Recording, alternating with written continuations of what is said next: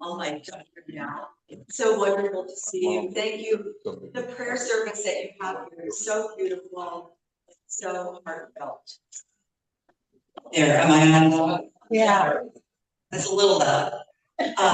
It's so heartfelt and it's always wonderful to hear your prayers. Yeah. Not sure. So thank you so much, and I echo Claire, your prayer for the volunteers. This cannot be done. It's over here. I think I have to hold it over here. This service cannot be done without volunteers, and so I echo your prayer. Okay, I'll just hang out on this side. So, little story to get us started. There was a man named Dave, and he found out that there was a spiritual guru that he could go to learn from and to talk with. And so he was so excited. And because his life was just in disarray, and he really wanted to talk to somebody. So he traveled and he went to see this spiritual guru. By the time he got there, he was a mess. He was worried about his business and his family and all these things that were going on. And so he poured all this out to the guru, and the guru said, let's sit and meditate together. So they sat together and he invited Dave to breathe, and Dave started breathing. And when you breathe, you just come to that calm, centered place. And so he came to that centered place, and then his phone dinged.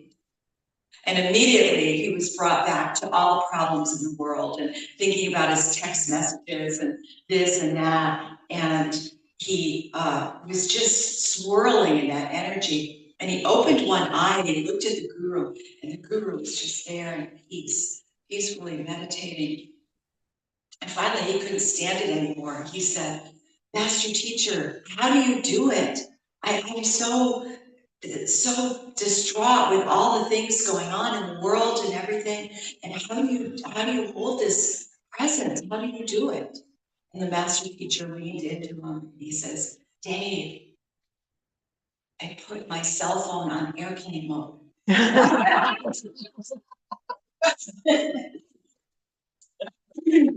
Which Reverend Sandra invited us to do earlier. So let's just take a breath together, because that breath is where we find that power, is where we find that centeredness. And so as we breathe in that presence of spirit. So let's just use that today as we are here together.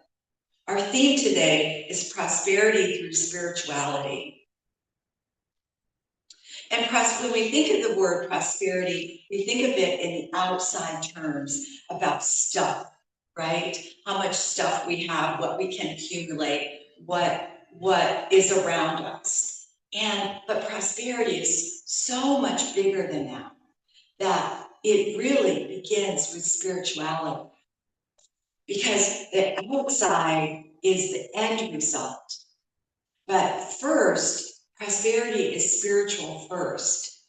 Eric Butterworth, in his book, The Flow of Life, says, "A great truth is taught by the mystics of the ages, that life is lived from within out. It all begins, it's an inside job. Life is an inside job. It begins within us. And so as we breathe that presence of spirit, as we invoke that and live that, that's where prosperity begins in our consciousness. If I am believing and thinking and speaking in terms of lack, that's what I'm going to see in the world. I'm going to see a result of lack in the world. But if I see the world in terms of a universe of abundance, I'm going to see opportunities and possibilities and blessings that are unfolding each and every day. So think about it as a seed that's planted in the ground. The seed doesn't think about anything. It just receives the nourishment from the soil and the water and the sun, and it grows. It doesn't think about it. you know, there's a practice that we used to do in children's church where we would have them plant a seed in a little pot and watch it grow. And the tendency is to lift it up and see how it's doing. That doesn't help. You don't lift it up, you trust the process. You have faith in the process. And so there's a divine flow of the universe, and we're part of it. And Eric Butterworth uses the affirmation, be still and know I am in flow. Will you say that with me? Be still and know I am in flow. So it's a great thing to remember. So we want to have a mindset of abundance. And Ernest Holmes says, life is a mirror and will reflect back to the thinker what he thinks about it. So it's a powerful reminder because our thoughts are those seeds. And if whenever we're sowing in our thinking, again, that's what it's appearing in the world. And I always am reminded, and I love that parable of the sower, the farmer that sows seeds. And so the farmer went out and he sowed the seeds, and the seeds, some of the seeds fell by the wayside, and the birds of the air devoured them.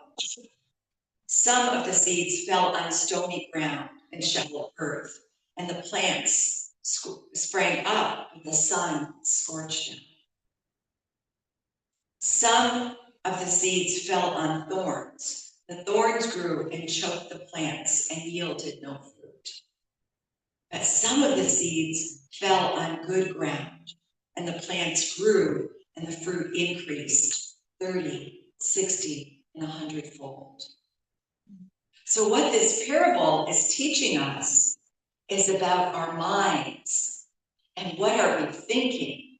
How are we using our minds? The wayside mind is hard and resistant and impenetrable and stuck in the past and does not allow anything new to take root. The stony soil is a mind that has a little bit of spiritual awareness and a little bit of soil for rooting the plant, but no spiritual practice, nothing to deepen the growth. So the plants sprout up, but they wither and die because there's nothing to keep them grounded.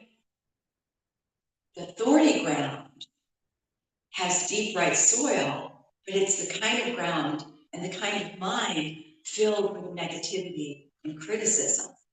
And it chokes off anything new. So we might have a new thought, but if we still have some negativity there, we're choking that off. But then there is the good, deep, rich soil. And that is the mind that is open, creative, flexible, and allows newness to take root and begin to grow. So the question is, what is the kind of mind that we are willing to nurture? Do we dwell on what's missing or what's possible? Do I rehearse my worries or affirm my faith? What's so wonderful about your prayer practice here is that we get to speak out loud. I'm not going to worry about this. I'm going to share this with you so we can all hold the light, so we can all see the highest truth. Or I'm going to share my gratitude, and we're all going to share that gratitude together. What a wonderful practice. Be still and know I am in flow. Will you say that with me again? Be still and know I am in flow. So the next part of this awareness that we have of prosperity through spirituality is the law of giving and receiving. So there's a spiritual law of circulation, and Charles Fillmore puts it this way. He says the law of giving and receiving is fundamental in prosperity. Giving in spirit and in truth opens the way to abundant supply. So giving is not about loss. Sometimes we think we give something and that we've lost something. And if we change that thought around, we imagine using the breath as a practice. Imagine if you inhale and never exhaled. That wouldn't be good, would it? No. So is the law of circulation. It's inhale together and exhale. That's the breath, that's the gift that Spirit gives us, this divine circulation that moves in and through us, and then we release it back out. And then it's always there again, and we release it back out. So when we give freely of our money, our time, our encouragement, our kindness, we set prosperity in motion. And when we receive this gratitude, we keep that flow alive. So where is Spirit inviting you to give today? Where do you invite Spirit to receive, that you can receive with grace? So I have a personal story I wanted to share about my friend Sharon. I was living in San Diego, and I met Sharon. We actually met in Unity Village when I did a workshop there, and she was in San Diego. So when we got together, we really connected and bonded, and we were going to do all these great things together. And she found out that her son in Missouri was in trouble, and she needed to get back to Missouri. It was urgent, and she didn't have the money to get there. And I didn't have money, and I said, I don't have any extra money, but I have this credit card, and it says I can take money out of it. So I withdrew money for her plane ticket, and I loaned her $1,000. And the agreement is that she would make the payments on the card. She got back to Missouri, and shortly after she got there, she became very ill, and she stopped working, and I stopped hearing from her. And so now I have $1,000 on my credit card, and I could have gone after her. I could have looked for her. I tried looking for her. I emailed her. I didn't have a lot of contacts for her, and I lost touch. So I had to let it go. It was like, was I going to hang on to it or let it go? And it was a gift. 7 years later, I was in San Diego, and I was getting ready to go to ministerial school in Huntington Beach. And I was getting ready to move, and I needed money for school, for ministerial school. And so I had lunch with my friend Maura, and she knew I was leaving, and she was excited for me. And she says, I am so excited. This is what you've been waiting for, and you've been praying about this, and I'm so excited for you, and I want to give you something. And she handed me a check for $1,000. Wow. Now, if I hadn't released that to Sharon, I don't know that I could have received from Maura, but I released that from Sharon. I no longer saw it as a debt, but a gift. So when Maura was offering me this gift, I graciously received it. And I said, thank you. And you know, when we think about the law of giving and receiving, it's always about giving. Where am I giving? What am I doing? But how are we receiving? Do you pay attention to that? Do you notice that? If someone wants to give you something, do you say, oh no, I can't have that? Or do you say, thank you, I appreciate it? I was with friends recently, and one of our friends, we were at lunch, and one of our friends said, I'd like to treat us today. I'm going to pick up the check. And the other friend said, oh, no, let me pay. And then they argued a little bit. And then she finally let her pay. And I just said, thank you. I graciously received, because I know I'm going to do it, because then I can give. But sometimes, pay attention to that. Sometimes we're afraid to receive because we think it's reciprocal. And it's not. It's an opportunity to receive the abundance that is God, receive the gift that is God's gift. So just that, and bring it back to the breath, the inhaling and exhaling, reception and release. Pay attention. Notice how you give, you forgive, and how you receive. Do you give with love? You know, I grew up Catholic, and we would go to church on Sunday. And I remember my dad writing a check, but it was not out of joy. Mm-hmm. It was, well, we have to write this check. We have to give this because it was an obligation. And we don't teach that here. We teach that you give out of gratitude. You give out of appreciation. You give out of, oh my gosh, we have this spiritual home to come to. What a blessing it is. And it is a blessing, isn't it?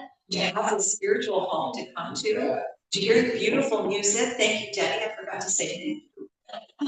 To hear this beautiful music, to be in the sacred sanctuary, to be in community, what a blessing it is. And so your gifts make that possible. So we give out of appreciation that we want more of this. I give because I want to feed and nourish my spiritual home. So that's how we give in the world. We give out of our gratitude, out of appreciation. So the next step we take is aligning with the infinite source. And Ernest Holmes said, the universe is inexhaustible. It is limitless, indestructible, eternal, and it responds to the faith that we have. So prosperity is not something that we manufacture. It's already here. There is a flow of life. And it is the flow, the universal flow, the presence that's flowing through each one of us. And it's always here. It's something we align with. We bring our awareness, again, with the breath. The breath is spiritual practice. You might use it through music. We do it through prayer. We do it when we connect with another in standing in agreement. That's when we align to that good that is God. So the practice we have to pay attention to is that God is not a gift registry. But sometimes we think that. We think, okay, I want this and this and this. And see, the thing is, we can want those things, but what we do is align with the oneness that is God. It's not to say, I want this list of good things. Yes, I can accept these things, but what I want is to breathe that breath of God every day, to know I'm in this divine flow, to feel it, to breathe it, to know it. That's what we want. We want to align. And so that's when we practice.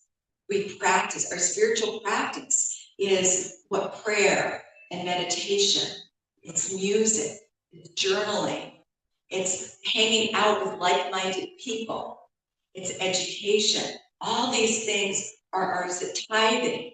All these things are our practice that keep us in faith. That aligns us with the infinite source. And Eric Butterworth says in his book, Spiritual Economics, he has, as you know, he has many books, and all of them are amazing. In Spiritual Economics, he says, which, if you do not have, there's two of his books that I highly recommend, Spiritual Economics and In the Flow of Life, because they have all the teachings that you need. You know, in addition to Charles and Myrtle Fillmore, that Eric Butterworth has wonderful teaching. And what he says is there's only one way by which you can achieve prosperity. It's to take charge of your mind. You may be looking for some magic formula, some new metaphysical cliche that will change things. But if you want to change your life, you will have to alter your thoughts. And I remember a time when I was with studying with my spiritual teacher, and I felt like everybody knew something I didn't, because they were getting their stuff. They were having the things that they wanted, they were succeeding in, and I wasn't. And I went to my teacher and I said, what's the problem here? And she says, well, how's your spiritual practice? I said, oh, it's great. Well, except on Mondays and Tuesdays, because I go to the gym. And then on Thursday and Friday, I have to go run some errands with my friend. And I continue to give all my excuses about my spiritual practice. She said, there's your secret. There's the secret mantra. There's the secret key to the wisdom is we have to practice all the time. I used to think that we would reach a point of enlightenment where we didn't have to practice anymore. And that's not true. As long as we're on the planet, we're going to practice. And that's the next part, practicing the presence. To practice the presence means to practice. Knowing you're surrounded by a divine presence that wishes you well. This divine presence is for our good. It wants us to be prosperous. The universe wants us to have that. If you can't know that in the moment, just be willing. Just be willing. Maybe you can't say, I know that I am one, or I know that I'm abundant. I'm willing to know that, right? I'm willing to know I'm abundant. I'm willing to see that connection. But what we do, we're always practicing because we're always paying attention. Attention to our thoughts, attention to our words, attention to our emotions. So here's another little story. Sherlock Holmes and Dr. Watson were on a camping trip. And after a good meal and a bottle of wine, they lay down for the night and went to sleep. Some hours later, Sherlock Holmes awoke and he nudged his faithful friend. He said, Watson, look up at the sky and tell me what you see. Watson waited a minute and he said, I see millions and millions of stars. And Sherlock said, what does that tell you? And he pondered a minute and he said, well, astronomically, it tells me that there are millions of galaxies and potentially billions of planets. I can't say that word. From astrology, I observe that Saturn is in Leo. Horologically, I deduce that the time is approximately 3:15. Theologically, I can see that God is all-powerful and that we are small and insignificant. Meteorologically, I suspect that we will have a beautiful day tomorrow.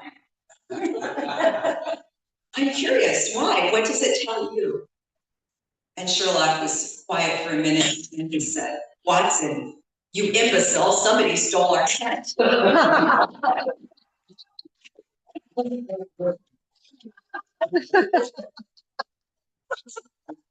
does that mean? Pay attention.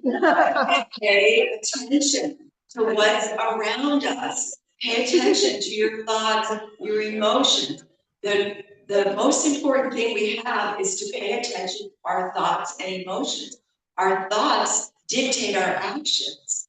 And our emotions are dictating our thoughts. They're based on past experiences. So the more we pay attention, we can respond rather than react. Because when we react out of fear. And the purpose of fear is to create more fear. Mm-hmm. So what we want to do is be aware and turn that into faith.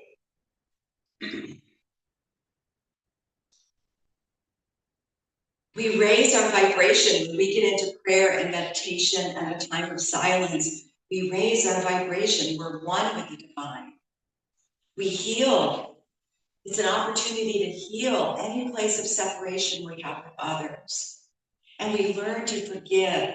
To forgive does not mean to condone bad behavior, but it means we're letting go, wishing that it was something different. Accept what is in the moment. So how do we live prosperity every day? We speak words of faith rather than fear.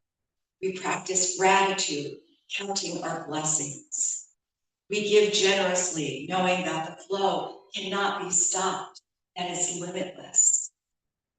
We expect good with joy and not fear.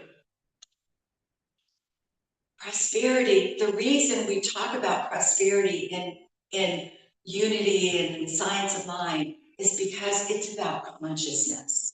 And the most important thing we have is our consciousness. That as we have that awareness of our good, awareness of oneness, awareness of how am I viewing the world around me? Am I viewing it out of fear or am I viewing it out of faith? Consciousness is the most important thing we have. Awareness of our divinity and our oneness with God, and paying attention to what's happening. And remember, prosperity is not out there. It's a spiritual truth in here. And it begins with consciousness, and it circulates through our giving and receiving. So as we move into our week, let us live in faith, in gratitude, and generosity. Let's embody prosperity in all aspects of our lives. And let's remember that through spirit, we are abundantly supplied. Let's affirm together, be still and know I am in the flow. Be still and know I am in the flow. I am in the flow of life. I am in the flow of life. I move easily with the flow. I move easily with the flow. I am grateful for the flow. I am grateful for the flow. I am grateful for my oneness with God. I am grateful for my oneness with God. And take that out and live it today. Thank you.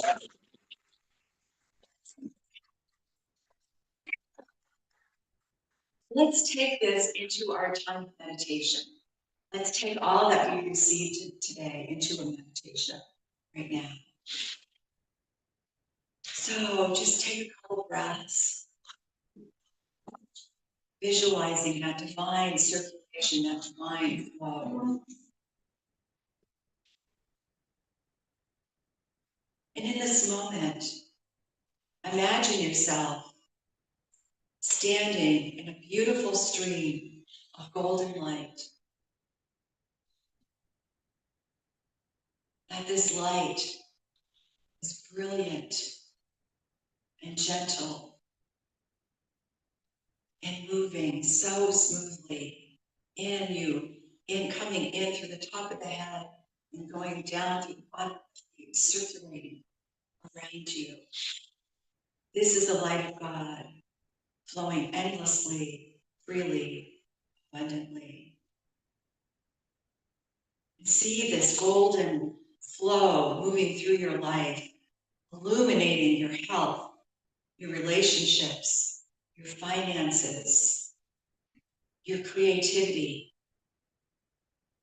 Imagine every need is met, and there's more than enough to share.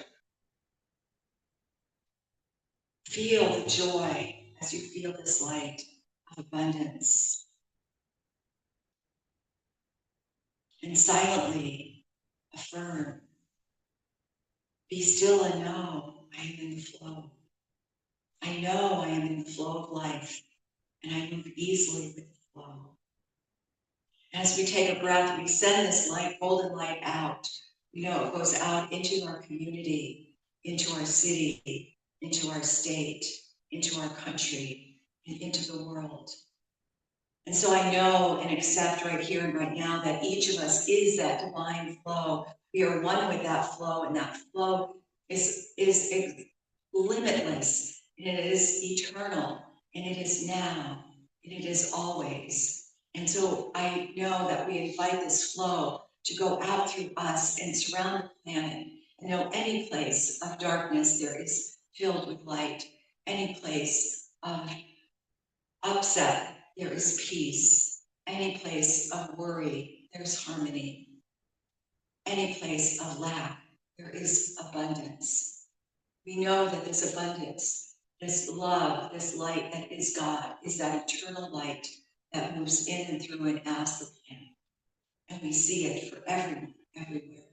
And how grateful I am as we shine this light today and tomorrow and everywhere we go with everyone we meet. And together we affirm. And so it is.